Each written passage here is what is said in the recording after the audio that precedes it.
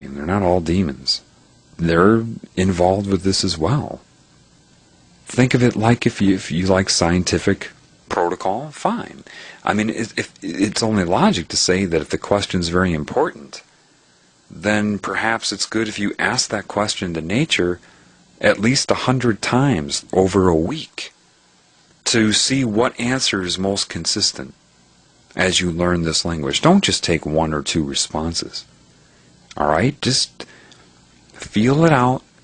Get used to it. This is the language of life. And like I said, this is the origin of neuro-linguistic programming. Studying neuro-linguistic programming would not teach you this. However, seeing and going through and learning this will make something like neuro-linguistic programming a snap. You'll understand it completely. You won't have to study it. In fact, the information about neuro-linguistic programming is so dumbed down and so stripped down. You learn the language of life and you'll catch that all of the time. I'm telling you. Why is this the most important thing, though? Because after you get through your period where you're like, this is crap and all that, and you start to see it happening, then you start to get your answers, you start to get a feel for it, you're going to realize the most important thing, that the creative spirit of the universe is real. And once you know God is real, well, this is where we're trying to go, you see. Once you know God is real, then, and only then, will you be able to say, oh. And see, a lot of people, they say, oh, I can't connect to the Creator right now. I just can't seem to do it. But you're not understanding that a lot of your mind does not want to. You don't want to, quote, give up your addictions and all these other things that you think are fun. Most of them illusion. You can't see it yet. When you get the evidence you need through learning this language, then you'll say, like I did a year and a half ago, okay, I'm on your team. I'm on your team. What do I got to do?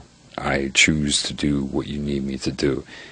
When that happens, and you can't do, see, if you do it right now, yeah, I choose to do what you need to do.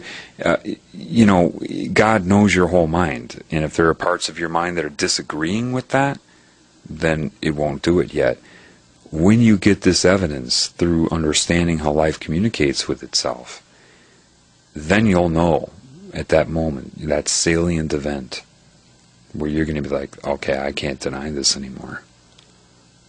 And when you see that it's all around you, logic will tell you, based upon how it's answering your questions and what needs to be done, it will be undeniable, and then you'll be able to, for each of you, it will be individual, and the circumstances will be different.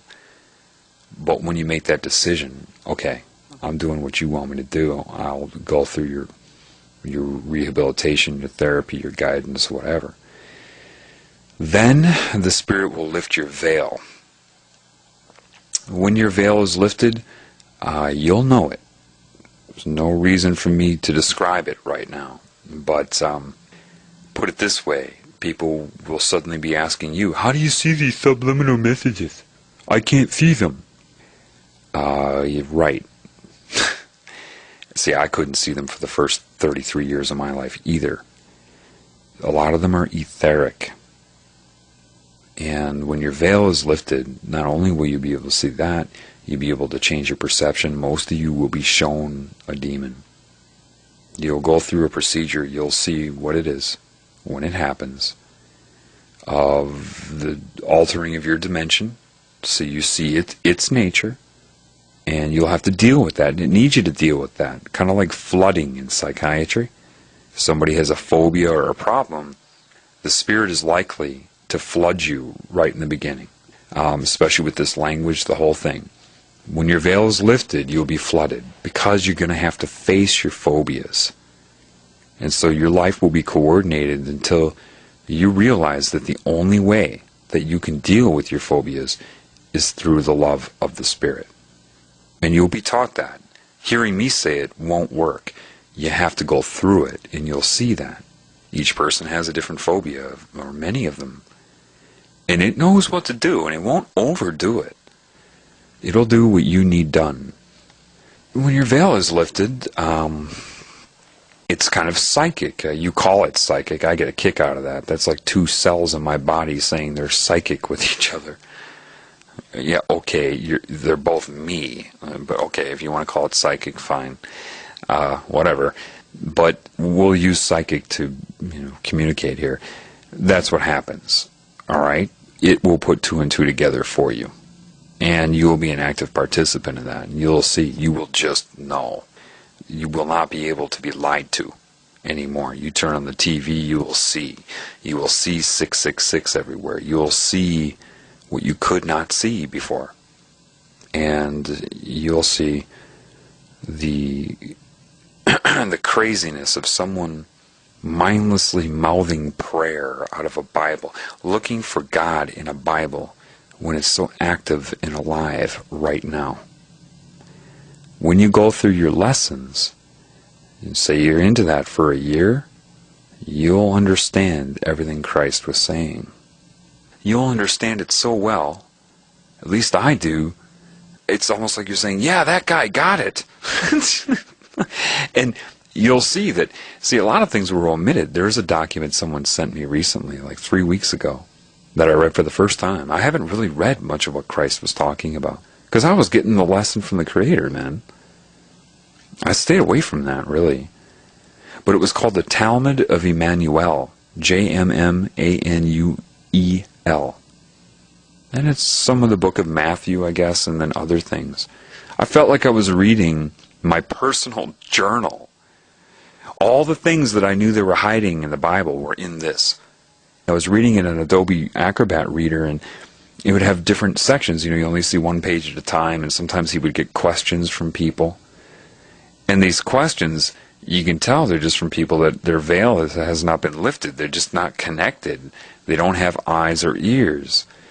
And they're like asking him these questions, and I'm just thinking to myself, oh man, these people, they just have no eyes, no ears, and they're just, what a joke, How you can't even answer that question the way they're asking it to be proven. And I'm like, what did he say? And I scroll down, he's like, you have no eyes, you have no ears. I'm like, oh my gosh. Because, once your knowledge, you need to be prepared for this. When the Creator lifts your veil, your intelligence is going to skyrocket in a lot of ways. As far as your awareness and what's going on, it will make it very difficult for you to try to communicate with the average person, because their questions will be so crude, even though in the mainstream they're considered academic and intellectual. You'll see people try to use words that they think are smart and how they structure their sentences and following these protocols. Pretty soon they'll just be like an open book to you. And you will become tongue-tied, because the knowledge that you will have will be so far above what they think is knowledge, being a, quote, intellectual, that you won't know how to deal with them. All I can tell you at this point, I tried that, it just always turns into arguments, because these people refuse to connect to the Spirit, or they think they are. I don't know, but it's like I'm talking about apples, and they interpret it as oranges, and then want to argue with me and say, it's not oranges, it's pears. You prove to me why it's oranges. Well, I'm not talking about oranges or pears, buddy. I'm talking about apples. And I can't talk about apples in the language of oranges in debate against pears. I just can't do that. I'm telling you, I keep coming back to this. Discrediting? Will they try to discredit me? Sure. Of course, man. Why do you think I keep telling you, don't seek me for the truth? If they make you hate me, and you attach everything I'm telling you to me, well, they've just programmed your mind now, haven't they? Now all the truth I've told you, it's linked to me in your head.